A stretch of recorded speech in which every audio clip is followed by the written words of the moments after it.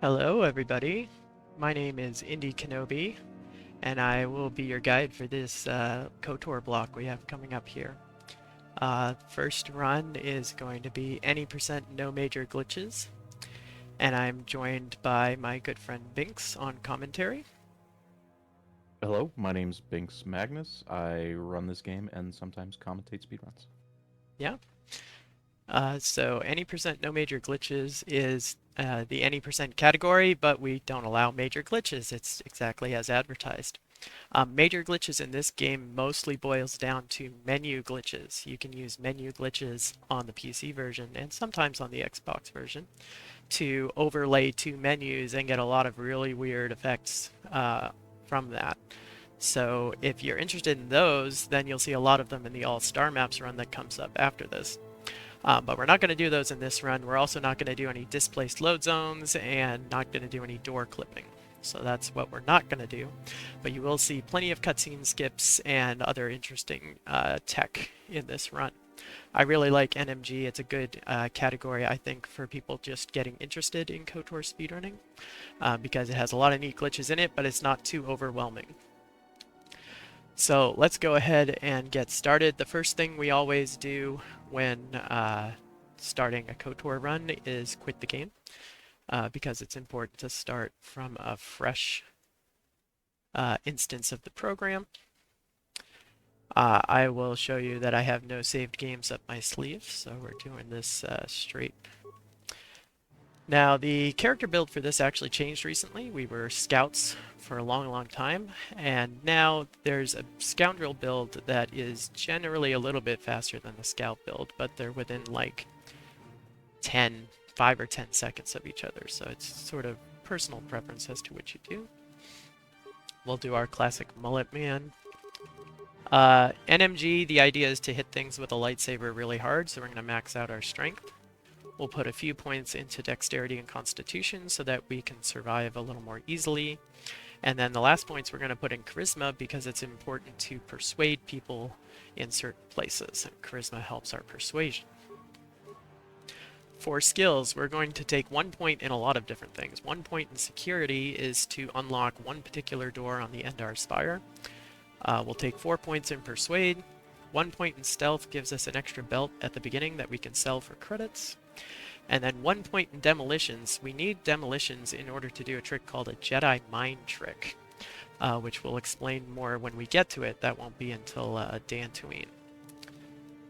But we need a point in demolition to lay mines, and so that's why we put our point there. Even though we're starting as a Scoundrel, we want Flurry as our combat feat, so we're going to pick Flurry at level 1 here. This means we don't get weapon-focused melee, so we're slightly worse at hitting things on terrorists, but it's not that big a deal. And then I like, for this category, to name my character Raven. No particular reason. It has no plot relevance whatsoever.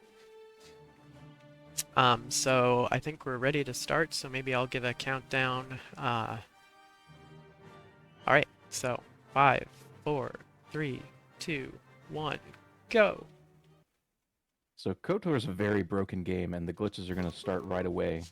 So to skip the initial cutscene, you saw Indy do a couple quick saves there, and what that does is there's a slight delay between a cutscene telling the game that it needs to start and it actually starting. And if you quick save in that period, you put the cutscene into what's called the dialogue queue. And if you have a cutscene in the dialogue queue, you can hard load a save from the menu and effectively cancel the cutscene. And we're going to be doing that quite a bit throughout the run. Yeah. Save buffering is really kind of the... there. Yeah. There's a lot of stuff on the Endar Spire in like pretty quick succession. So after that, we're immediately out of the room. We're wearing clothes, and we just need to loot some stuff from this footlocker. And Endar Spire is going to go by pretty fast. Yep. So you may have seen Gnarly Kickflip's glitchless Xbox run yesterday, so you got kind of the full force of the story there. This is the PC version, which runs much quicker, unsurprisingly, and it's also much glitchier. There's a wider range of glitches that you can do in this version. So the neat thing about this little KOTOR block that we have here is the runs are going to get progressively glitchier to the point where the last KOTOR 2 run you're not even going to be able to recognize the game you're playing. But That's pretty good this touch. one you'll still understand as KOTOR. So the cutscene with the Jedi and the Sith fighting has actually got an RNG component because the NPCs are actually making combat rolls against each other. So the Jedi actually has to kill the Sith. So there's an element of RNG in how long that cutscene is. But that one was pretty quick. That's just an interesting thing that I always have to talk about. And then we get our first level up here on the bridge where we take, I think, 2-weapon fighting and save some skill points. We have a pretty specific build that we stick to throughout the game, and it changes a little bit by class. But in general, we want to maximize our melee damage, which means taking 2-weapon fighting, which makes our attacks more likely to hit when we're holding a double-bladed weapon, which will be our endgame weapon build. And in terms of what class we picked, Indy did mention that we changed from Scout to Scoundrel a little while ago. There's kind of advantages and disadvantages to both, and they gain or lose time on each other at different points in the run. Scoundrel's a little bit better early because you gain access to, not Scoundrel's Luck, Sneak Attack, which does extra damage on attacks where you're like behind the enemy. So if you position yourself correctly, you have higher potential damage output. Yeah, and we also have higher defense as a Scoundrel due to Scoundrel's Luck. So I think it's +2 throughout the whole run. Yes. The defense that we have over Scout. That's right. That's a nice bonus, mostly on Terrace, but Sneak Attack is the real thing that makes Scoundrel competitive with Scout, which is not too surprising. If you deal more damage, that's better. But there's a couple fights in particular that Sneak Attack turns a fight that would normally be 1 round into a normally 2 rounds into a 1-round fight instead. So we see another hard buffer here to skip this conversation that normally happens in the apartments where the Sith attack the aliens and then you have to kill the Sith. And then we get some shopping from Lareem. So the shopping route in the new any percent NMRG route is also subject to a little bit of RNG depending on some item pickups that are random on the Endar Spire. We can get some grenades on the Endar Spire and potentially like a 0.8% chance to get an Adrenal Alacrity on the Endar Spire, which would affect our shopping route in pretty complicated ways depending on what combination of items that we got. But I don't think you got any, did you? No, I didn't get any random loot, and I accidentally sold my frag grenade, so I bought it back, which means I sold a bunch of med packs to afford stims, which means, I don't know, this is going to be rough. This is going to be interesting then. We'll be fine. So because we didn't get any stims on the Endar Spire, we have to make another shopping trip here to Zelka to buy drugs. This is our neighborhood drug dealer on Terrace. Stims are pretty important in KOTOR, especially in the early game. The statistical bonuses that they give you to attack are really important, and then Alacrity also increases your move speed, which is good for obvious reasons. We're speedrunning. We like to go fast. Yep, so we've got all our Terrace shopping out of the way. We now need to get the Sith armor so that we can make it to the lower city. Normally, you're not supposed to be able to keep the Sith armor because Gadden takes it from you. But we're gonna. Are you gonna keep it? We're gonna keep it. Well, let's go. It's shiny. Shiny seems good. The Sith armor is actually really good for the point in the game that you get it, and it makes sense that they take it away from you because it's equivalent to about Jedi Knight robes, I think. It is. It's functionally equivalent to Jedi Knight robes. Yeah. So it's good enough to go through the whole game. Which the fact that you can get it this early and keep it with a pretty minor glitch that only takes like 4 or 5 seconds is pretty great. And here we're going to see the second instance, we didn't talk about this before, of what's called a gather party warp. So Indy's going to run Karth over about halfway through this upper city module here. And then he's going to take the main character and save buffer into this loading zone to go back into the apartments. And that warped Karth to the elevator to the lower city. So the way this works is when you enter a loading zone, the game checks to see that all your party members are nearby. And if they're not, Oh, my brain just broke. Yeah, if they're not nearby, then it puts up a dialogue message saying you must gather your party to venture forth. And what that dialogue option does is it takes the active party member and it warps them to a waypoint near their closest load zone. Now, Right. typically, that's just the person who just tried to go through a load zone, so you just get kind of bumped out of the load zone a little bit. But if you buffer into it, then you can swap party members at the end of the buffer, and then all of a sudden you're teleporting a party member who's nowhere near a load zone to whatever the closest load zone is. Right. And the closest load zone to Karth at the point that Indy ran to is the elevator to the lower city. And as soon as Karth got warped there, we initiated a conversation with the Sith Guard that warped the main character to that location. So by moving Karth halfway across the module, we got both characters all the way across, which is great. And then we did a quick hard buffer to skip the first conversation that introduces Canderous to us. And Karth is no longer in our party because he likes to get stuck fighting these enemies that we run past on our way to the elevator here, which would prevent us from going through the reload zone. So we like to swap him out of the party real quick. But we'll add him pretty much immediately after this hard buffer. Party members are a double-edged sword. They can help with more efficient movement, and they can help when you're forced to fight things like this rat ghoul out here. But otherwise, they like to go wherever they want, and it's really kind of frustrating to try and um, corral them sometimes. In general, in KOTOR 1, we try to not have party members as much as possible unless you need them either for micro movement or for glitch movement, like gather party warps. Sure. Or if you need them for like to make combat easier, sometimes it's worth adding them back into your party. But they have a tendency to cause more problems than they solve, so we try to run around alone most of the time. KOTOR 2, that's less the case because the gather party system is a little bit different. You can transition from one module to another as long as your party members are alive and in the module. They don't have to be right next to you, so you don't have the problem of them getting stuck on something at the beginning of the module and then having to run all the way back. Ready. So to progress a little further on Terrace, we need to get into the upper sewers, and in order to do that, Mission has to unlock a door for us, and in order to convince Mission to unlock the door, we have to rescue our Wookiee friend Zalbar. So Karth's going to run over and click on the door where these Gamorreans are keeping Zalbar while the main character micro moves over to the terminal that Mission needs to unlock.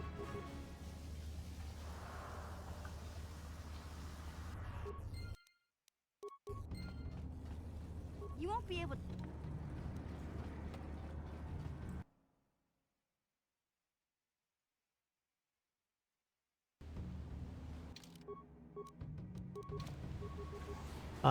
Right. And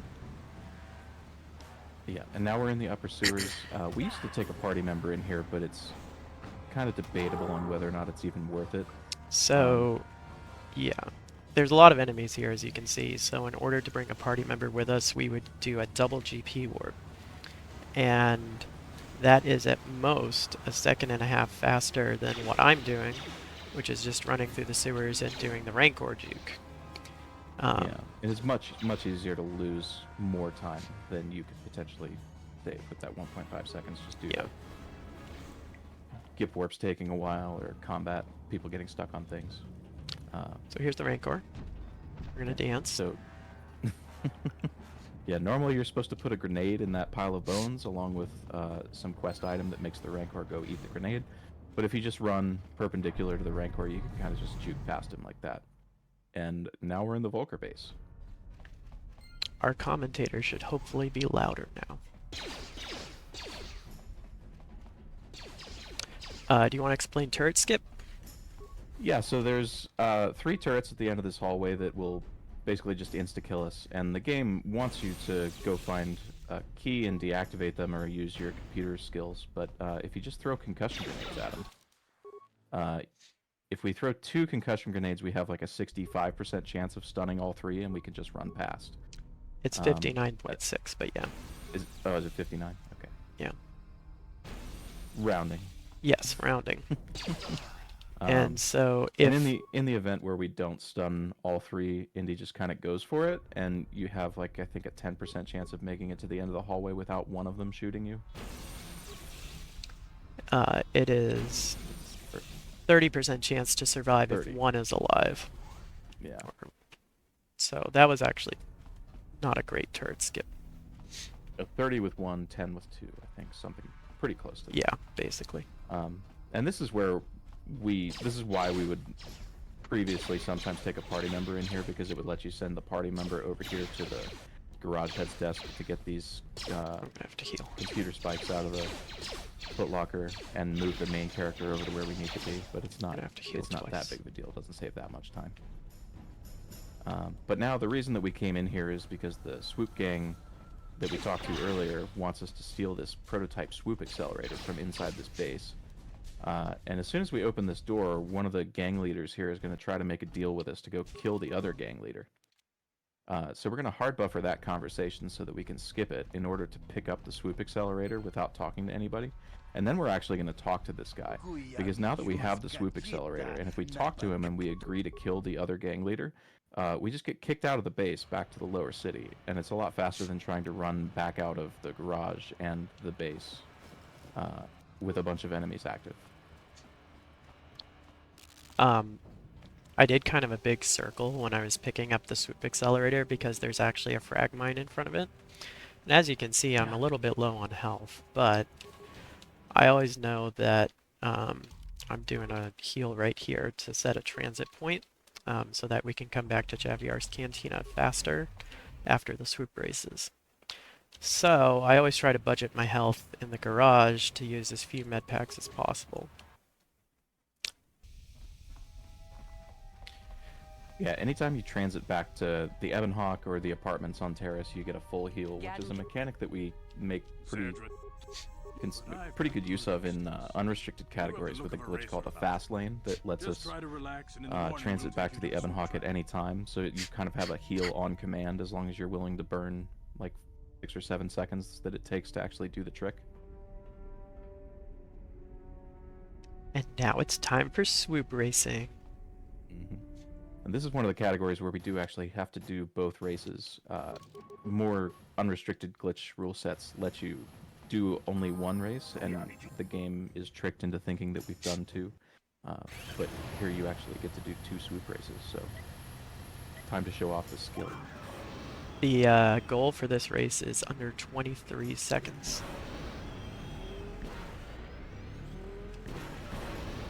Yeah, because of how the acceleration works on the Terrace swoop race specifically, I think it's actually faster to not shift into the last gear. So now that Indy's in the 4th gear, you won't see him shift again, even though the game is telling him to. Ooh, 2301. close. And then the goal for this is somewhere in the like 21.5 range. Yeah, kind of a catch-up mechanic that the game does is every subsequent race on Terrace, your swoop bike goes a little bit faster just to kind of guarantee that it's like bad luck protection, or I guess bad skill protection, to make sure you get past this at some point.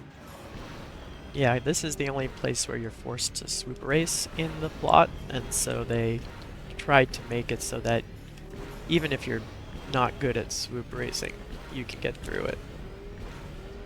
I don't know why I took the right path. I have literally never taken that path before.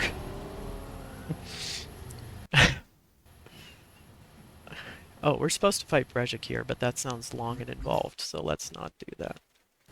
Yeah, so by talking to the Athorian and then quick saving immediately after the second line of dialogue that he has, we can hard buffer the conversation that normally starts the Brejik fight. And if we just go over here and talk to Basilisk, she thinks that the fight's already done. She loots Brejik's non-existent corpse when she leans down like that, and then we just get warped back to the apartments.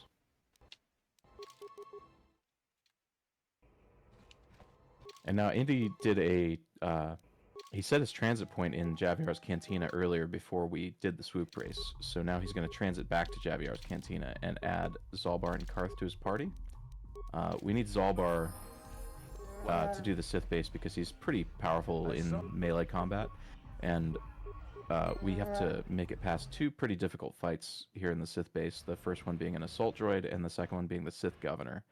Uh, both fights are somewhat RNG dependent, especially depending on how many and what kind of grenades that you have in your inventory. Yeah, So we want as much damage output as we can possibly have right now. we're gonna really hope that we stun the assault droid. Yeah, Um, we hope to stun the assault droid with concussion grenades if we have one, and the governor we use. I think you're using Bastila for stasis, right? uh, not in this category. Not in this category. Yeah, we use Zalbar for the base. In this category, Zalbar and T3. Oh, right. So save teleporting is what I'm doing right now. By holding down the mouse buttons and quick saving, you will move forward. Excuse me. And the longer... Why don't you take this? Yeah, so KOTOR has a pretty substantial memory leak that's tied to the quick save function. Sure. And basically, how many modules you've been in determines the length of the save teleport that Indy was just talking about. So if you hold down both mouse buttons to move and you quick save, your character will teleport a certain distance forward. That's called a save teleport. And that distance is determined by how many modules are loaded in memory. Or not loaded in memory, but how many modules the game thinks you should use. And the game resets this list at certain points. So after Terrace, the list goes away. But while we're still on Terrace, we've been in enough modules that it's worth save teleporting. The distance is great enough that it makes up for the real time that you spend actually quick saving the game. And then after Terrace, we'll stop doing this for a while, for a couple of planets, until we've visited enough modules and it becomes worthwhile again. And then we'll be doing it basically until the Starforge. Alright, here comes the assault droid fight. We're gonna try and stun him with our single concussion grenade, which is a 55% chance. And we got it. First Nice. try. Zalbar's Yeah, we attacking saved- the wrong thing, but whatever. Yeah, he save buffered and hard loaded into that fight because it gives you sometimes a more consistent beginning of the fight. Like the assault droid is just more predictable, and it's in a consistent location. But that was pretty good for an assault droid Yeah, fight. that's a good assault droid fight. Now comes the governor, who is usually the bigger troublemaker. Yeah, so we're gonna throw a sonic and poison grenade at him with the main character in Zalbar, and we're just gonna sit back here with T3 and try to spam stun ray, hoping to get a stun off. And if we can stun him, it'll prevent him from using annoying go. force powers like Force Drain that let him heal. And that was a pretty good governor fight. Yeah, the stun took a while, but he didn't do anything bad. He can stasis either Zalbar or Zalbar, the main character, or he can start spamming Drain Life, which is super annoying. Yeah, luckily he cooperated there. That's a major run killing fight. Okay, in the early game of this run. so you guys will never believe this, but there's a memory leak in a Bioware game. Yeah, so generally when we run this category in unrestricted, we actually run with the task manager open so that we can see how much memory the game is using, because the game will pretty much crash instantly over about 1,500 megabytes of system memory used. So we just monitor that, and when it gets pretty close, we quit out and relaunch the game. And as you can see, we are quick saving quite a lot, so we are going to end up resetting the game 6 times during this run.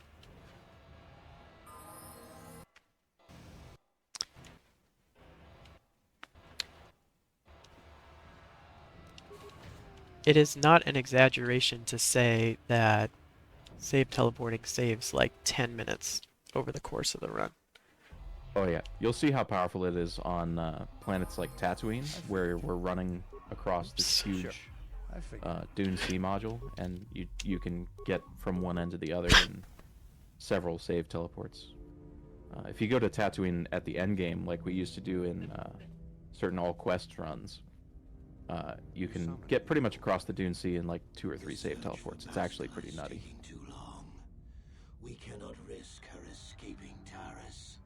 Destroy And it becomes inconvenient as the game goes, because it gets increasingly difficult to control your direction, because the main character will like teleport forward and he'll bounce off walls and stuff like that. So sometimes towards endgame, it's actually good to have some kind of speed boost active, because save teleports are actually slightly less effective when your speed is increased with stims or force speed. But it does make them a little bit more controllable, and generally you're in modules where there's not enough straight line distance in front of you that would make the maximum distance save teleport worthwhile anyway. There are also one or two places where we're going to turn Vsync off, because Vsync being on caps your frame rate at 60 frames per second. And if you take that off, your frame rate goes up by a lot, and that actually makes your saves happen faster. And so particularly towards the end of the game, we're going to need that if we want to like buffer a cutscene or do a GP warp or something like that, because our saves will just be too long to actually do that without mitigating it in some way, like Base said. Yeah, but you can see how powerful they are even like right now, just at the end of this first planet, right? 2 save teleports got T3 all the way down that pretty long hallway. And they're going to get a lot stronger in endgame. So this is just a little preview of what's to come in this category. So here we exit Terrace by interacting with the Ebon Hawk, and immediately after Oh, wait. the load screen ends... I knew I was going to forget this. I have to equip the Sith armor here, because otherwise it goes away. So immediately after that load screen ends, Indy clicks on the menu, which is not displayed but does exist at the top right of the screen, and does what's called a map cutscene skip. So after interacting with the Ebon Hawk, the location that you're able to transit back to becomes the Ebon Hawk on Tatooine. But the game still wants to play all of the transitional cutscenes that normally play between Terrace and Tatooine. But by transiting back to the Ebon Hawk, your like last saved location, which is the Ebon Hawk on Tatooine, we can just skip all that, and then the normal Tatooine intro plays. Yeah, your planet variable gets updated to Tatooine as soon as you board the Ebon Hawk there, and so returning to the Ebon Hawk puts you on Tatooine, but skips all those pesky cutscenes. You may also have noticed that neither Davik nor Callow appeared in the hangar. By skipping the cutscene that happens at the very beginning of Davik's estate, where Callow and Canderous have witty banter, and Davik's like, I'm very interested in your skills. If you skip that, then you don't have to fight them, because the script that places them in the hangar to be fought is broken. So that's a very simple skip, but it's a very useful skip, because that fight's actually vaguely annoying. I wish you a... Time to become a Jedi. Yep. So, Let's talk about Montage Skip. yeah, so there's a buffer that Indy's going to do into this cutscene that will let him position characters correctly after the cutscene, and then by spamming through that cutscene and quick save buffering at the correct time, we're able to skip the normally 45 second to a minute cutscene where you go through your Rocky training montage and become a Jedi. And now Canderous is next to the council, and the main character was next to Master Jar, which is just a convenient way for us to kind of bounce back and forth between the various dialogue that we have to do in order to fully unlock our Jedi powers. Now we're going to take Max Persuade, because we need to be able to be convincing to get through the run, and put a bunch of points into treat injury so that our med packs are more effective just for safety, and because there's not really a great place to put them otherwise. And now we build a lightsaber that we basically never use. That's both true and not true, because we're actually going to keep it equipped for the next 2 planets. 3 planets, but we don't kill anything on those 3 planets, so... Yeah. We're going to have it equipped for a long time, but it's going to be mostly something that enables us to force jump. I suppose that is true. So, talking about classes earlier, we chose Scoundrel at the beginning, and we choose Jedi Guardian in every single speedrun category that I can think of. because of the ability of the Jedi Guardian to force jump to enemies. So any enemy that you see uh, that is targetable, you can pretty much force jump to as long as there's not something in the way, which is extremely fast, way faster than running to it, even with force speed active. Also, if you watched the run yesterday, on PC you can turn off frame buffer effects so we can cast force speed without the annoying force blur. Oh yeah, that's fantastic. Here's a force jump. That was a good one. The position of those Cath hounds within the trees there is a little random, so you don't always get a good force jump. Now, Juhani here is normally a pretty difficult fight casually, but by buffering past the trigger that activates her combat and canceling the cutscene with a force power like that, we can just talk to her, and she thinks that we've already beaten her. So she just is redeemed to the light, and we can return to the Jedi Enclave here.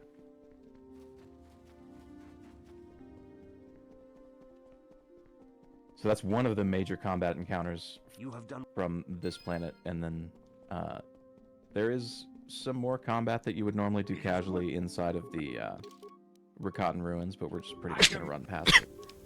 So there's no combat left on this planet, and then the next planet, Manan, we also pretty much run past everything. So that's what I mean when I say we don't use that lightsaber really, other than to force jump to Cath hounds.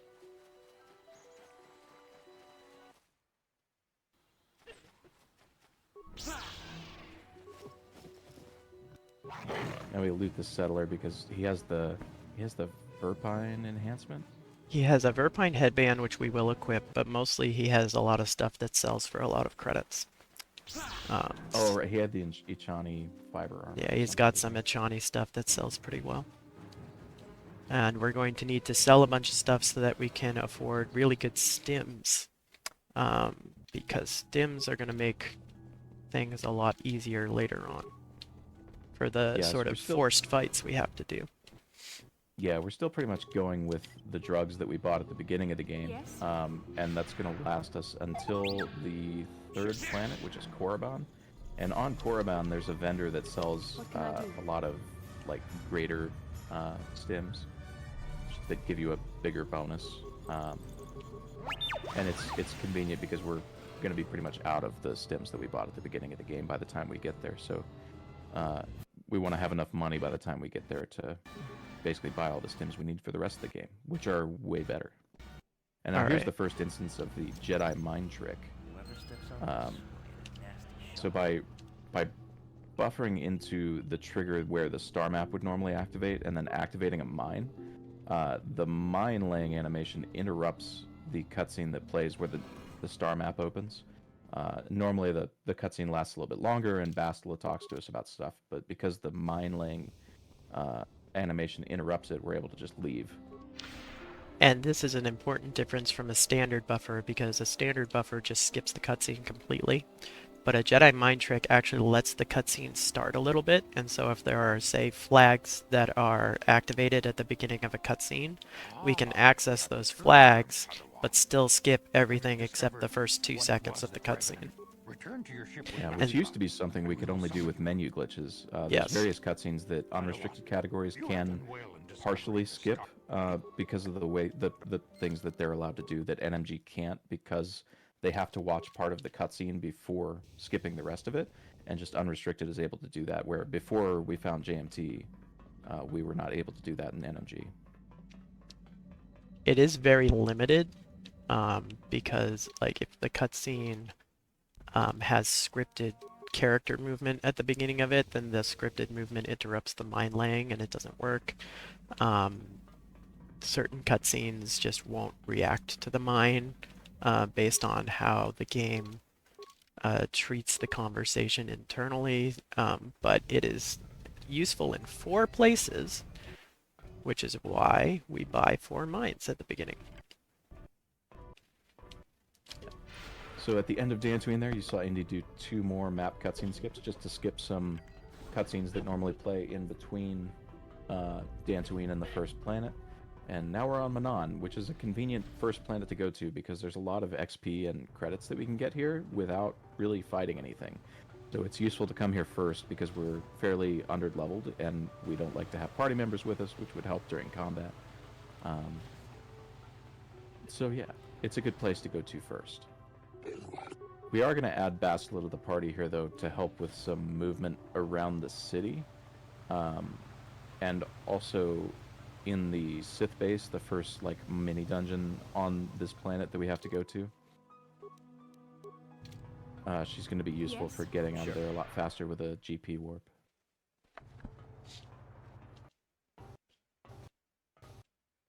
I think it was Lane who came up with the name Jedi Mind Trick. I think so too. It was him or me. Lane is the one who found the trick. I think he came up with that name. I'm here. Yes? I'm here. This is a really cool movement sequence that Indy's done a lot of work on, trying to get this to be faster than any of the alternatives that we had, but it's actually really cool. Just moving the main character around to where he needs to be, and then moving Bastila over to the door to leave. And then we're going to interrogate this Sith prisoner and do a quick little GP warp with Bastila to warp the main character, and we're into the next city module, which is where the Sith base is.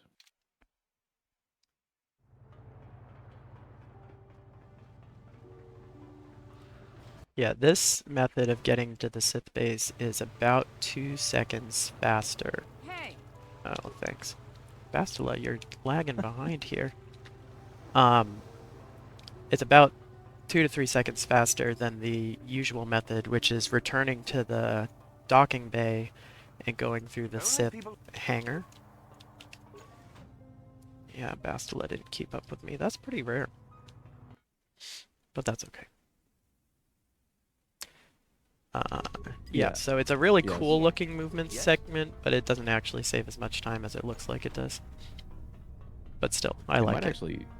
It might actually be slightly slower in the city, but you go into the Sith base at a better location where you don't have to run around. Yes, that is... Overall, it saves a little bit of time. That is correct. And then leaving Bastila at the entrance there, we just skip warp the main character back to the entrance, and then we take Bastila out of the party and map cutscene skip back to the Ebonhawk, because as soon as you exit the Sith base after causing all that trouble, normally you get arrested by the Manan authorities who detected a disturbance. And they would take you to the other side of the city, which is bad because we're pretty close to where the Republic Embassy is, which is where we need to be. But we can skip that cutscene just with the map cutscene skip. And then transit back immediately and return to the Republic Embassy. Yeah, we skip both trials because we ain't got time for justice. I don't have time for your fishy courts. Objection. Tatooine and Manan are actually pretty chill. Things pick up a lot when we get to Tatooine because we're going to be doing the Crate Dragon skip, which is probably the signature skip in this run. But there is some really subtle stuff going on behind the scenes here in Rackard Station. We're going to bring Juhani and Zalbar so that as we're running through the station, we can get extra experience from them killing things. And the insane Selkath here will also kill both each other and the droids that are around. So we want to get a lot of extra experience here so that we hit certain experience thresholds. The big ones being level 9 to get Night Speed, which we want before the Euthura and Uthar fight on Korriban. And then we also need enough experience here to actually reach level 11 at the end of the run, so that we can use a neat strat on Malak. That is a very neat strat on Malak, so hopefully we hit the level 11 threshold. So we've hit level 7 already, which is good. If you remember this game, the scuba suit is super slow. So we use force speed and adrenal alacrity before we go out into the water. The force speed gives us double movement speed, and yes, what you're seeing right now is double movement speed.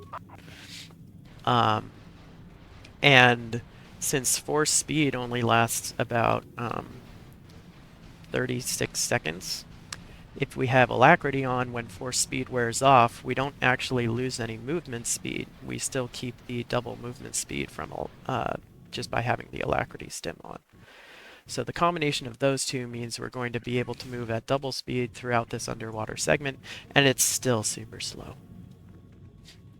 Yeah, we haven't talked about duration glitch at all. There's a glitch that we make pretty heavy use of in NMG called duration glitch, where we can make stims and force powers, the effects of those last a lot longer than they're supposed to by using them at certain times, especially as we're about to go through load zones.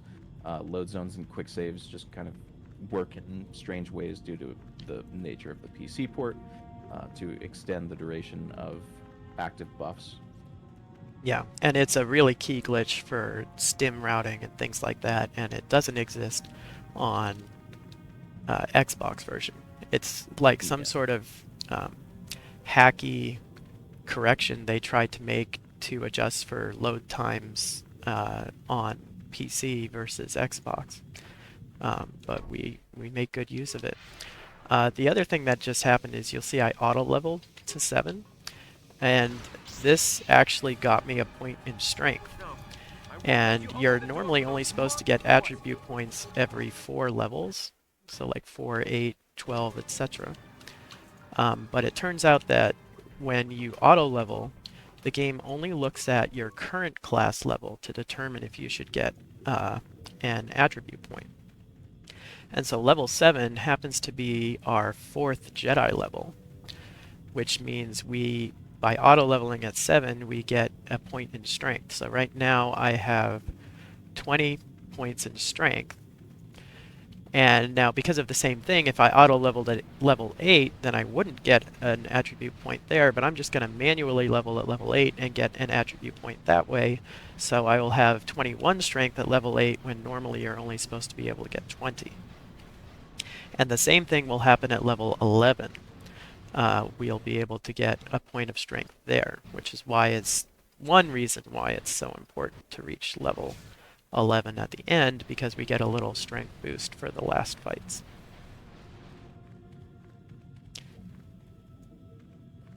This works casually. You can try it out yourself.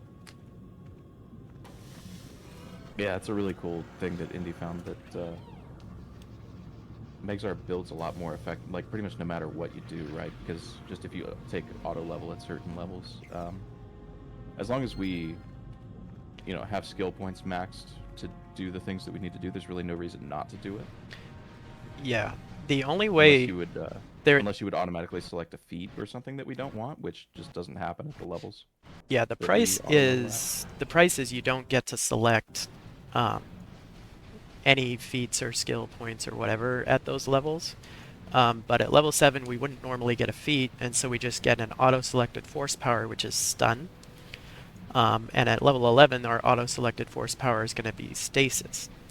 And we can actually use stasis on Malik at the end to make things a little bit easier, so that kind of works out.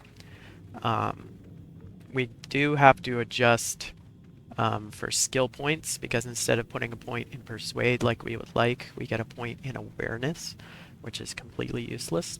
But having an extra point in Strength is worth the slight inefficiencies in the rest of our build. Aware. Yes, we are now slightly more aware than we were before. So we completely skipped all of the plot on the ocean floor for the most part.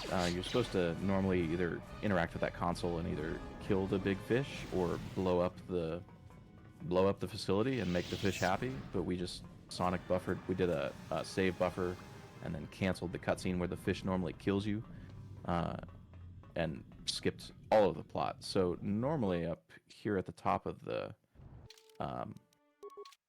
once you get off the submersible, if you went through the game normally, Roland would be there waiting to talk to you and stuff like that. But I don't think he's there normally. But we just we transit back to the Ebon Hawk immediately, and Yeah. never get arrested. Never deal with any of the Manon plot. Like after you go to the ocean floor, and we're off to Tatooine with another map cutscene skip. Yeah, so that skip of the shark is actually really important for two reasons. The first is we skip the trigger that prevents us from returning to the Ebon Hawk when we get back to the surface, and that's why we can return right away. The second is we get to keep the sonic emitter, and that might not seem like an important thing, but sonic emitters are cool. So It will be very important later. it's kind of like a sonic screwdriver. It's something that lets us cancel cutscenes that we've buffered into. How could it not be useful? Hmm. Hmm. Okay, so we're doing another memory reset. As you can see, we're now save teleporting again. We've been to enough places after leaving Terrace that save teleporting is now faster, and it's going to be the fastest form of movement from here until we reach the Star Forge, when the game deletes more data. And so here we go, save teleporting across the Dune Sea. Yeah, you can see how fast the hunter on the left went by. He's just flying. Whee! And here's going to add, right before we go into the Eastern Dune Sea, which I don't know if we should talk. I mean, basically, we're just teleporting past the trigger that normally tells you can't go this way, and entering the Dune Sea through the back side of the access to the loading zone. But we added T3 and Bastila here. And this is going to be important to skip all of the stuff that we normally have to do to get past this Crate Dragon. So Indy's going to safe teleport into the Crate Dragon cave and position Bastila fairly precisely in front of the dragon. And then move T3 out towards the mouth of the cave in another fairly precise position. Is that the right spot? I think that's the right spot. What can I do? Finding T3 spot is always very tricky. Yeah, there's not a lot of stuff that you can use to orient yourself. All right, let's see. And then we're going to put the main character right here. Quick save. Talk to T3. Save buffer. Load. Sure. The main character still wants to talk to T3. And we're going to queue T3 onto Bastila so that he runs this way. The cutscene where the Crate Dragon normally kills you activates. The Crate Dragon walks forward very slightly. And then we talk to Bastila, canceling that cutscene. And if the Crate Dragon went forward far enough, we should be able to access the star map. Whose cutscene we skip with a Jedi mind trick. Yep, and cancel the star map cutscene with a Jedi mind trick, and that is Tatooine. Yeah. We pick up a purple crystal for swag. Yes. Always make your lightsabers purple. So the alternative to doing that is doing a much more random setup, where basically you have a 2-frame window at 60 FPS to quick save before the Crate Dragon kills you. That's what we used to do in this category. It's not consistent at all, and it makes Crate Dragon Skip even more of a run killer than this fairly precise setup. And the alternative to that would be doing the quest line with Comad to lure the Banthas to kill the Crate Dragon, which takes at least a minute if you have good combat and RNG. All right, so And now at that this point we're through we've picked up, Tatooine, we equip stuff because now we're actually going to have to fight stuff. Mm-hmm. So we steal Bastila's lightsaber for the duration of the run, and I'm sure she's fine with it. We put the sigil crystal in there, and I think what was the other crystal that we have? Oh, we have the Crate Dragon Pearl now. No, Yeah. we don't.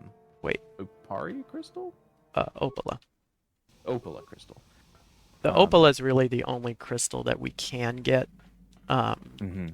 So we just kind of toss it in for the damage bonus. It's going to be replaced by the time we get to the end of the run by the Solari crystal. Yeah, so on this planet, Korriban, we're going to pick up the Solari crystal, which is really the best crystal, in my opinion, for endgame, because it does 1d8 additional damage to Darkseid users, which is pretty much everything that we're going to fight on the Starforge. So, fun fact. Other than a few things. I got a fun fact for you. How do you think the game figures out what counts as Darkseid?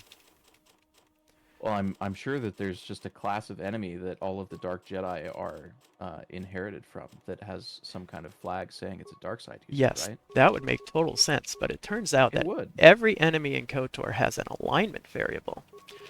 And if you are dark aligned as an enemy, then you take extra damage from the Solari crystal. Take a guess how many enemies are dark aligned. Oh, let's see. Out of the hundreds of Dark Jedi on the Starforge, what is it? 8? Not even. No. The final fight with Malak, he is dark aligned, so indeed, Solari crystal is useful there. But Bastila on the Starforge is not dark aligned. Um, Are the Dark Jedi before Bastila Dark Aligned? um, no. Is there some? Uh, okay. So we persuade Uthura that we should enter the academy, and then we're like, hang on, Uthar, I want to talk to this chick. And then we flirt with her to get her to agree to um, help us.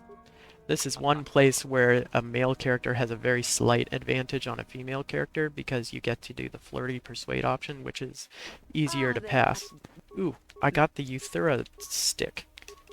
If you save teleport at the right time there, Uthura doesn't warp to her room like she normally does. She stays in the center ring. And it's totally useless, but it's pretty cool. Anyway. Yeah, so the Sith Academy is a pretty complicated section of the game plot-wise. There are certain side activities that we have to do on this planet, and they all kind of have a hidden point value.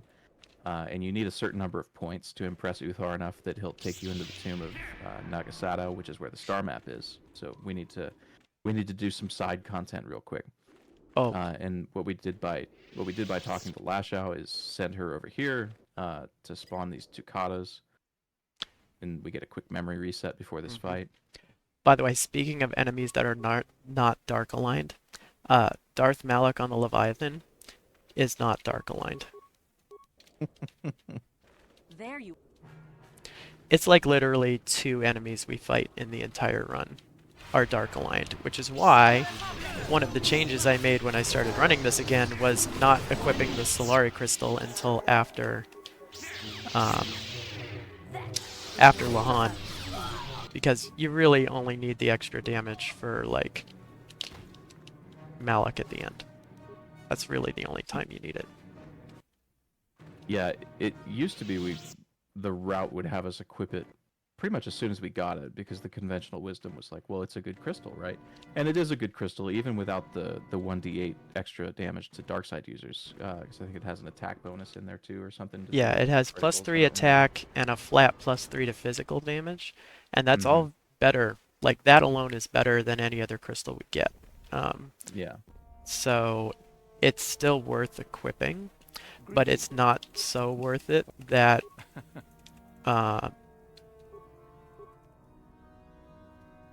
I forgot something. The downside to it is that it's light side restricted, so it puts some restrictions on our alignment route. Did you talk to Kel? I did not talk to Kel. Yeah. That's okay, Kel's right here. So the downside to it is that it puts some restrictions on our alignment route and the choices that we can make. So normally we'll make like just whatever choices are fastest in a quest, unless we need to make a certain choice in order to hit a certain alignment threshold to do things like equip the Solari Crystal. But the choice that you get at the end of Lahan to either stay true to the light or join the dark side and kill all your party members, spoiler alert, has such huge alignment ramifications that even if you're like only low light or medium light, that choice alone will make you high enough light to use the Solari Crystal. So we pretty much just delay equipping it until after Lahan now, in basically every case. So we're going to do kind of a weird setup for a save teleport here, but if we do it right, then we actually teleport over the trigger, which spawns the raid enemies in these hallways, which makes them a lot easier to navigate. So that's called raid skip, and it's very subtle but very important. So thankfully we got it. Here's the Solari Crystal that we've been talking so much about. We'll hang on to that for later. I actually really like the Tomb of Nagasado because your save teleports are like just the right distance to really work out well even in these smaller hallways.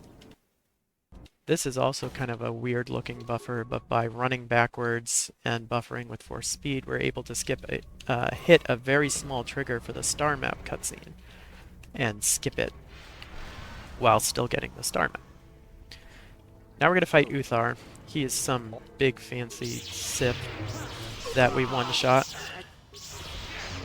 That is one of the main fights that is faster as Scoundrel because the sneak attack gives you just enough extra damage since he starts off facing Uthura. So that is a big place where Scoundrel is better than the Scout. Yeah, Scout's that's a main big time save. benefit is getting an adrenal alacrity on the Endar Spire, which lets you actually skip shopping with Zelka on Terrace, which saves like 17 seconds. But then you have to shop on Dantooine, so you lose a little bit of that time. I'm stuck on this guy here. Uthar is not dark aligned. Euthura is not dark aligned. Nobody's dark aligned. Yeah, This one-shotting Uthar is actually really important because if you don't one-shot him and you get bad luck, he can troll, he and that can fight can take several rounds longer than it really should. he can force choke you, which is very bad. And now here normally there's a quick little cutscene where Zalbar runs up to you to talk about the stowaway that you've had on the ship, and we just skip that with a buffer. And now we get caught by the Leviathan with an interdictor ship that apparently exists this far back in the Star Wars timeline. This is consistently, in I think every category, one of the more difficult points in the run because it forces you to have Karth and Bastila in your party. And like we've been saying earlier, party members are frequently an inconvenience because they like to randomly target enemies that they're not supposed to and just go running off into the nether in kind of unpredictable ways. So this is a pretty serious skill check when it comes to movement and party management that we'll get to as soon as we can mash through all these cutscenes that give us exposition. We pick Mission to rescue the party because she starts off closest to the pass card, and we can use a buffer to skip her initial cutscene. So she just Yeah, if you ends up watch being the fastest. yeah, if you watched the glitchless run yesterday, you might have seen Gnarly Kickflips choose Canderous, who has a pretty short cutscene introduction, whereas Missions is kind of long, and normally she has to like break out of her cell. So it's a little bit slower in non-glitch categories, but because we can cancel the cutscene where she gets put in the cell with a hard buffer, and then just run straight to the passcode, she's pretty fast. And when it comes to breaking the party out, This is probably a good time to mention that we do speedruns on easy, which halves the amount of damage that you take from enemies compared to normal. And that helps a lot in certain places. This is one of them, and Terrace is the other one. You can do this run on difficult, but you're probably going to die a lot on Terrace and or need to use a ton of med packs. Oh, we're it's doing one of an those, item dupe. it's one of those why would you do that to yourself? Ready? Yes? What? Okay, so it's possible with a fancy bit of menuing to duplicate a piece of equipment that multiple party members can equip. So for us, we just duped the nerve amplifier belt, which gives us immunity to mind affecting things. And we duped it to put it on Karth, because Karth has a nasty habit of getting stunned when we get to the Leviathan Bridge. So we dupe the belt to put on him so he won't get stunned. And that's the only reason we do it. You could skip it if you're willing to run the risk of Karth getting stunned, but it's a very quick dupe. It only takes a couple seconds, and it makes things a lot more consistent. And we don't need to do it for Bastila, because as a Jedi Sentinel, she automatically has immunity to mind-affecting powers. There we go. Alright, I'm going to make a safety save here because this trick can technically soft lock you. I think I messed it up, which is why we make a save. Okay, I think we're good now. This is called Yeah, so Spacewalk Skip. Yeah, normally you would automatically be put into the spacesuit here, and you'd move very slowly across this platform, as you probably saw in the glitchless run if you watched that. But Ready? by saving right after we interact with the door and loading, the door is open after the load without the spacesuit being applied, so we can just run outside. And now here's another huge skip that NMG is able to do that glitchless is not. So normally when you open the door to the bridge here, there's a big long cutscene, and then you have to kill everything on the bridge. which there's a bunch of Dark Jedi, there's a bunch of elite Sith troopers, and then there's Saul Garrett, who's like a boss. And this fight's actually pretty difficult, even with party members. But by doing a precise hard buffer. Uh-oh, that's not good. Was that a memory crash? That was a memory crash. That's Well, like the good worst. thing we've luckily got the save back up right before the Saul Garrett skip. So. That's good. See, that's why I safety saved, not for the skip. It was for the memory crash that I knew I was gonna do. Yeah, so by doing a pretty precise hard buffer, as soon as that door opens, we're able to skip all of this combat, interact with the panel, open the hangar doors, it's just the only thing we need to do up here, and then we're free to leave this module and go back to the ship. Yes. Come on, guys. Right. Go. It's kind of tricky to keep your party members moving out of that area because there's 5 enemies for them to attack. Yes. Why do you have force speed on? That's weird. So you want them to stay on the back half of the room so that they're close enough to the door, but as you can see, that doesn't always happen. And why on earth were they there? There's a lot of weird stuff happening. What? Oh. Okay, we're fine. Everything's fine. What can I do? Ready. I'm here. This is why Leviathan haunts Sure, my ready. dreams. Yeah, you see him using Karth to move because the main character has force speed applied for some reason. Probably something with He one of the force needs skips. he needs force speed in order to kill one of the guards, so it's on the way. That's just in the way no matter what you do. Mm. All right. Were I you- hope you're ready for this very exciting cutscene we're about to have. Down you go! What on earth are you doing, Karth?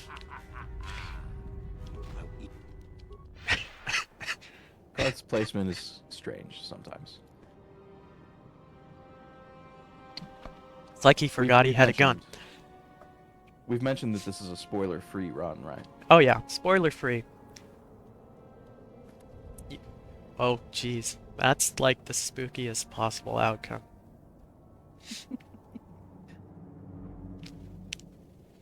So this is something that happens if your main character has the Sith armor equipped. For some reason, with that cutscene where normally the identity of Revan is revealed, there's just no model there.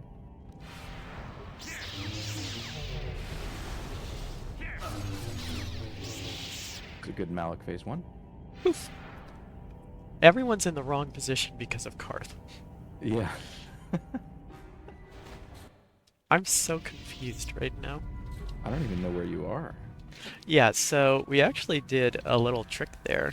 By using the sonic emitter right after Malik goes non-hostile, then you actually break a script in the ensuing cutscene. So normally you get warped to a waypoint during that cutscene so that you're not in camera view for a certain shot. So we get warped there, but then we never get warped back because the sonic emitter messed things up, and so it just saves a few seconds and 2 doors worth of movement. But that's not the only reason we like the sonic emitter. Oh no. No, that comes later. But we did it. One of potentially several fighter encounters. This one is mandatory. Always been good. Escape from the Leviathan. Indy's pretty good at these. Usually get them done in about 13, 14 seconds. Oh, okay. That's the only forced one. There's a supposedly 50-50 chance of getting a fighter skirmish when you fly to the unknown planet. For me, that 50-50 is pretty much 100% chance. So we'll see. There used to be... you can get another one on your way to Corridon, can't you? No. No, not. No? You're thinking of all quests, I think. Maybe. You will never might get wanna- a fighter skirmish the first time you go to a planet. Oh, right. and we never revisit planets in this route. So we can only get one here, and the reason we can get one when we go to Lahan is because we do a skip, which technically means we fly to Lahan twice, but it skips the Bastila torture cutscene and all of that. So Right. So we have T3 in our party, but we left him hanging out by the entrance here so that we can run past this Wookiee guard and use T3 to do a gather party warp to warp the main character to this elevator down to the Shadowlands, which prevents us from having to ever go to the Wookiee village and get permission to go here from the Wookiee chieftain. So it makes movement through the Great Walkway a lot faster. It cuts out a lot of story and stuff that we don't have to do. And now we're in the lower Shadowlands, and we only have one more zone to go through before we go to the star map. no, shockingly, Bastila survived. Although, she may not survive the entire run. If we're a little short on experience at the end of the run, then we're totally killing Bastila. Yeah, so the XP threshold that Indy mentioned earlier, where we have to get to level 11, if he doesn't hit that by the time we get to Bastila, She we're won't gonna become have to just dark kill our aligned. waifu. Actually, Gnarly, she's dark aligned on Lahan, but she's not dark aligned on Starforge. So clearly, by the time we get to Starforge, she's having second thoughts. This game makes perfect sense. Oh yeah. Sure.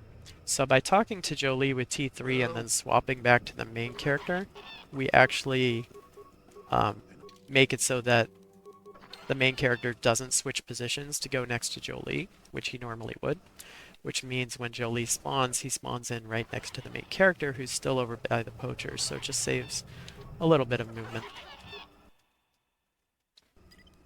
What? Okay, so there's a little skip here that skips Kinrath from spawning, which we got.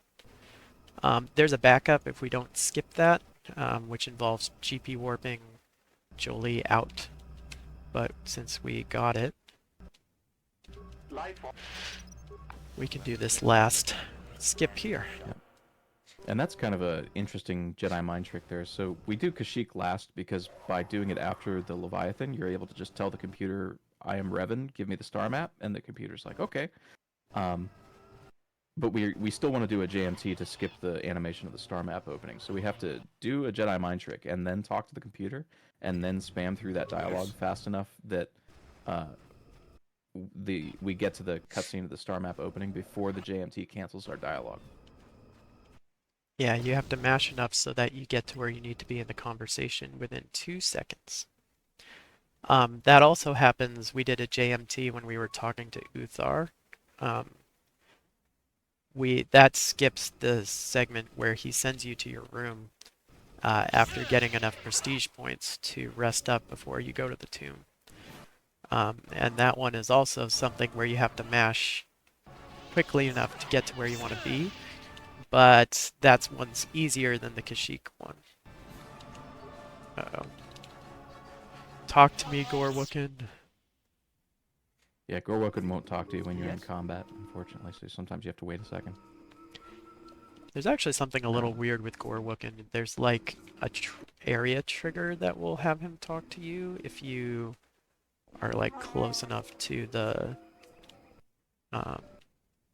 elevator or something, but I can't always get it to work, so I don't know. Anyway. Interesting. The fastest now way we to go- leave is to actually go to the Wookiee village, because then we're taken to the Chieftain's Hall where we can do a map cutscene skip to return to the Ebon Hawk, and then skip that cutscene again. And Yeah, now we're up. it's just significantly faster than going back to the landing pad over the Great Walkway and then going through the landing pad to the Ebon Hawk. We used to actually kill Freyr in the Shadowlands in order for a Wookiee to show up in the walkway who would take you to the Chieftain's Hall, and then you could do the map cutscene skip that way. Alright, time for the random skirmish.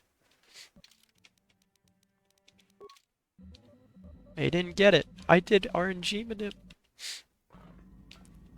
I just pressed a bunch of arrow keys on the map menu and I didn't get the random skirmish. I'm so excited. So as a result of the map cutscene skip that we did to get to this planet the first time, we're not...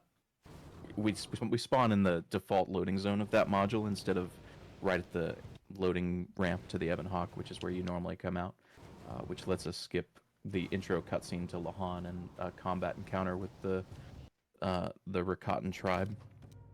And then we make our way over to the North Beach and then transit back to our initial spawn location to set a transit point for later.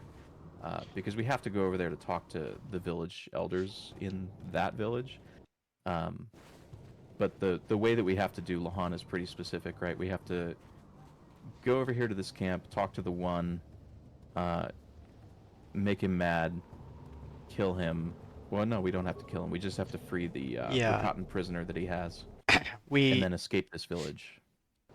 we need to rescue the Elder Warrior, which normally you have to fight all these Rancors and Rakata and all that, but we're just gonna save teleport into the cell and talk to him before we get into combat. We actually go to South Beach first to make the transit point, and then we go to North Beach to talk to these guys. And then as soon as we get back to Central Beach, we can transit back to South Beach, and that's a little bit faster movement-wise. It's also much safer because when you annoy the one here, there's actually 4 Rakatan warriors that spawn in Central Beach. And by going to South Beach first, you make it so that you never have to run by those warriors, which keeps them in their initial position, which is far enough away that we can always consistently board the Ebon Hawk after leaving the temple. So it's kind of a convoluted reasoning for why we actually go to South Beach first, but it's also quite important. Okay, Yeah, I have my cardinal directions mixed up. that's okay. They're all beaches anyway. Yep, so then we Yeah, it transit back. is a pretty important trick though, because leaving the temple, you used to frequently get into combat with those warriors.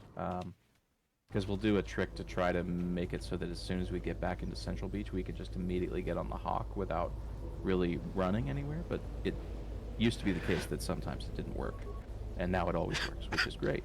Indy's great at finding really consistent strats. I like consistency. There's a skip named after me in this category, which we'll talk about when we get to Starforge, which makes the Starforge very consistent, but probably like loses a second or two. So I think it's very fitting that the skip that's named after me actually loses time. But it's consistent. It's super consistent. Because the problem with the Starforge, we're getting a bit ahead of ourselves, but the problem with the Starforge is that there's a lot of Dark Jedi who can cast a lot of bad Force powers on you.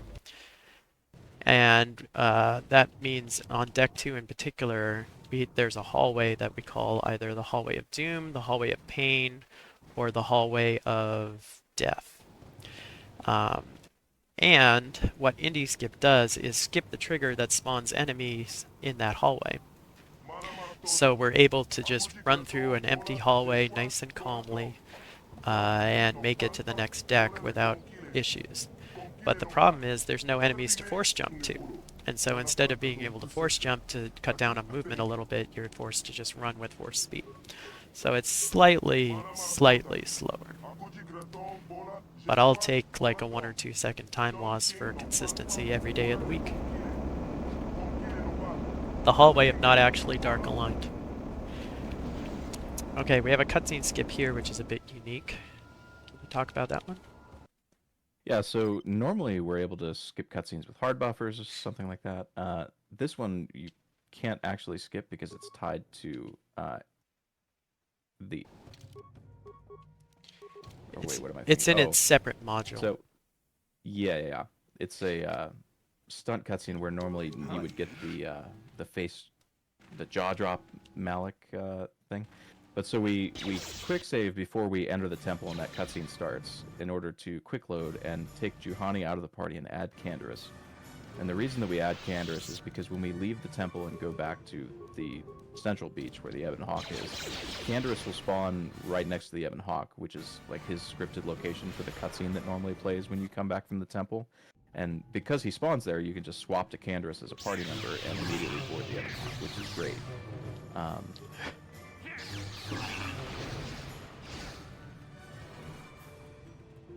Yeah, and it also skips the long stunt cutscene, which normally you would have to skip by killing the game from the task manager, I think. Because you can't even, I don't think you can even Alt F4 out of the game during that cutscene. That's right, but you can Alt F4 during the load zone into that module, and so that's what I do now. I just quick save right before the cutscene, Alt F4 on the load, and then use that dialog box to close the game. But if you don't Alt F4 for whatever reason, you miss it or whatever it happens to be, then you can always use the task manager to skip it. Yeah. So there's one of the instances where Indy turned off Vsync to make the gift warp up to the top of the temple a little bit easier because our saves are so huge at this point in the run. If you try to do that with Vsync on, it's very tricky. Canderous tries to zoom forward and you might not even hit the right trigger. It's just a lot easier to be able to just spam the quick save and not go flying off into the ether. And now we have our fight with Dark Align Bastila, and Jolie gets removed from our party temporarily. We choose light side ending mainly because we don't have to bring party members with us for light side ending to the Starforge. If you're dark side, then you have to bring Bastila with you on the Starforge. And Bastila likes to stop and attack the lots and lots of enemies that are on the Starforge. So light side is faster, and we get to equip the Solari Crystal. Yeah, dark side ending is used in our any % unrestricted run because the unrestricted rule set lets you take advantage of glitches by party members to warp people across the modules. And it's also handy that dark side Bastila has like 10 thermal detonators that we can use in the Malik fight because we're very underleveled in any %, but not a concern that we have here. Alright, that was the last save teleport. The one that went all the way across the temple exterior. The game has now deleted enough data that save teleports are now no longer the fastest form of movement. Huzzah. So if you're like me and think save teleports are a necessary evil, we're now free of them for the rest of this run. This is unfortunately one of the cutscenes we cannot skip with no major glitches. It's 2 minutes and 30 seconds of exciting exposition. Listen carefully, and right as Master Vandar is introduced, you'll hear a door slamming in the voice lines. Yeah, the door meme. The door to the voiceover recording booth slams right as Vandar starts talking. It's pretty funny. I don't know if we have the firepower to go up against this alien technology. You can't do that, Admiral. The Starforge is a factory of immense power. It's been churning out the capital. So, Starforge has 4 decks. The last one you fight Malak. The second to last one you fight Bastila, and 3 Sith who seal off a door, so you have to kill them. The first 2 you don't have to do anything, except on the second deck you have to use a computer console to disable some turrets so that you can board an elevator. And so most of what we're doing on the first 2 decks is going to be skipping cutscenes and then avoiding enemies as much as we can. There are interesting strategies for the Bastila fight and the Malak fight at the end. The Malak strat requires you to get a pause right at the beginning of the fight, which is a pretty small window. Normally, if you miss that pause, it's fastest to just try to hit him and hope you get lucky combat rolls. But for the sake of the marathon, I will probably reload the save to try and get the pause because it's a neat strat and I want to show it off.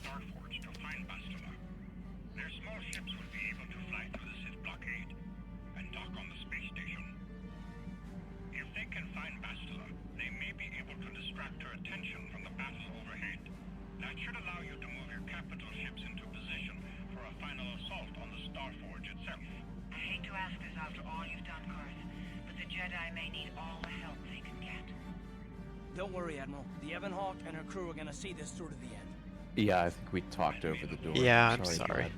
Dad. It's just another reason for you to go back and play the game yourself and listen close when you hear when you do the light side ending.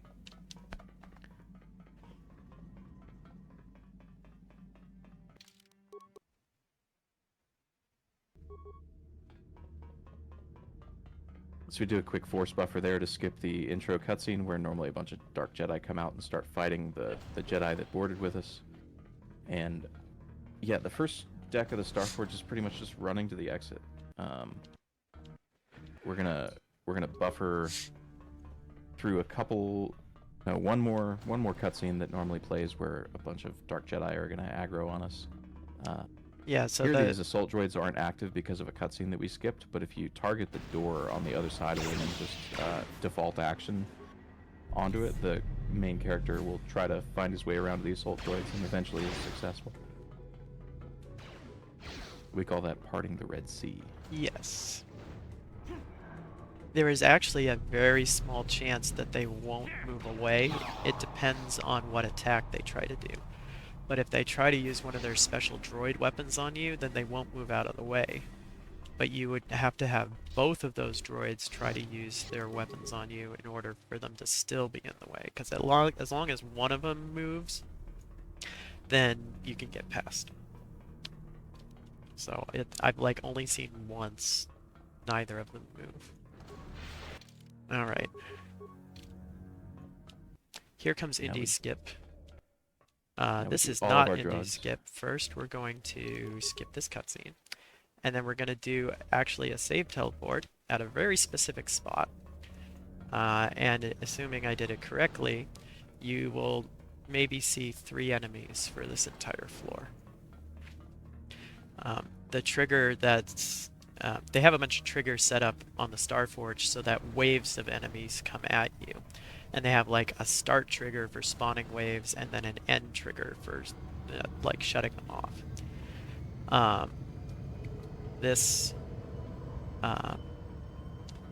We did get the skip because this hallway is empty. The trigger that starts them is actually just really small, so we're able to skip over it even though our save teleports are super weak right now. Those 2 enemies in that room are fixed, so they're not spawned by that trigger. And you can see the enemies starting to spawn, but they're not going to catch me. I'm really glad I got Indy Skip because it would be kind of embarrassing if Indy didn't get Indy Skip during a marathon run. True, actually.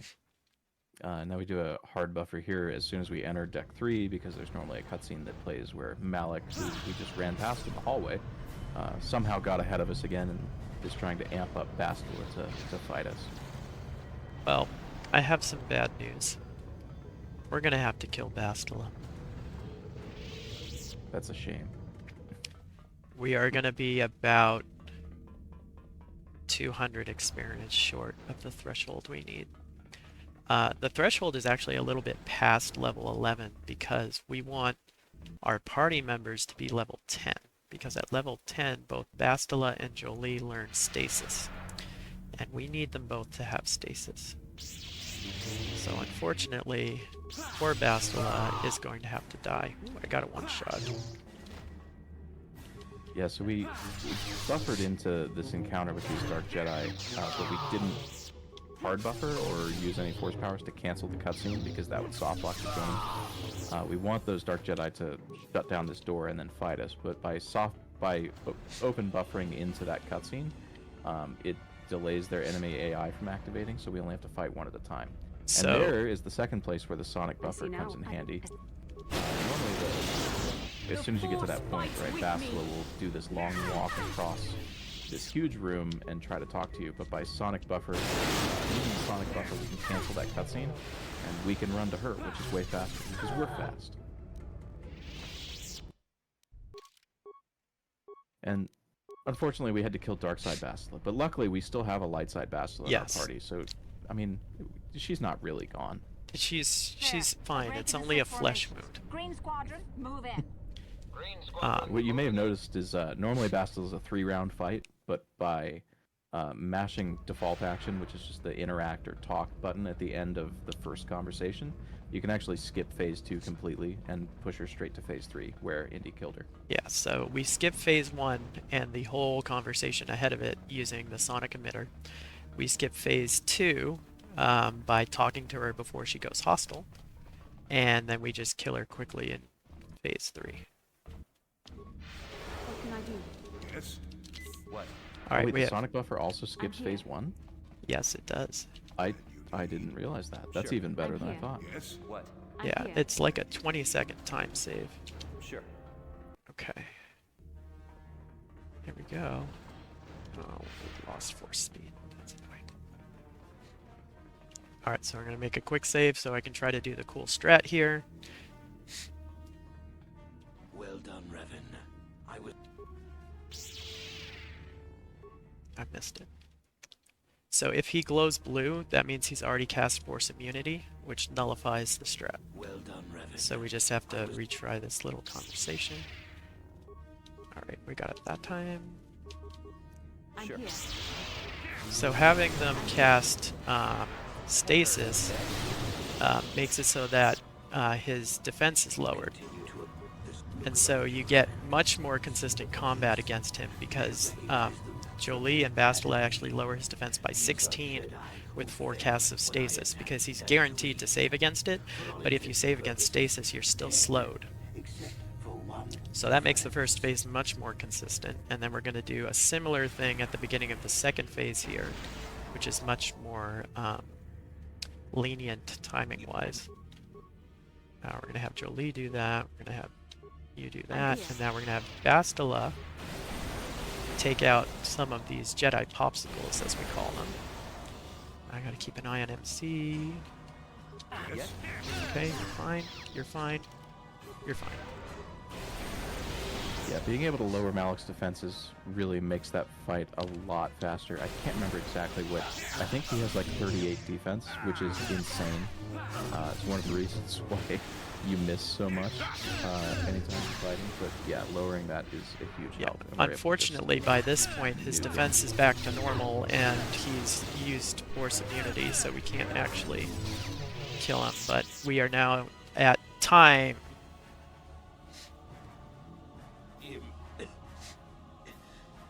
Impossible. We did it. I cannot be beaten. Good am job. the Dark Lord of That was a the pretty good run. Sith. Yeah, that was not too bad. What did I end up getting officially? Still, 123 something? 123.19 is what the timer says. Alright, cool. maybe there is I was running my own timer in the background because for KOTOR, we actually do load remove times to try and account for hardware differences. So my load remove time was a 1:11:19, which is Could I return to the light? about 4 to 5 minutes slower than my PB, which is not bad. If you had not led me down Not the bad dark for a path marathon in the run. first place, what destiny So, Pretty good overall. I have found, if you liked that run, suppose, but you're wondering just how broken this game can be, I hope you will stay tuned for the next run, because we're going to be running all star maps, which uses all the glitches available to us. So, thanks Binks for commentating with me. Yeah, thanks for having me. And I think it's a good time to shout out if you saw anything in this run that makes you go, hey, I want to run that game. You can go to speedrun.com and look at our guides section, and that'll link to our KOTOR Speedruns website, where we have very detailed route guides for every category and a lot of resources to learn full routes and individual glitches. So pretty much everything that you could ever want to get started with KOTOR speedrunning is there. Yep. And we have a pretty good community in the KOTOR speedrunning Discord too. So if you're interested and you have questions, you can ask there, and there's a lot of people who are happy to There help. you are. What happened? Oops, I accidentally killed I knew you could Bastila. do it.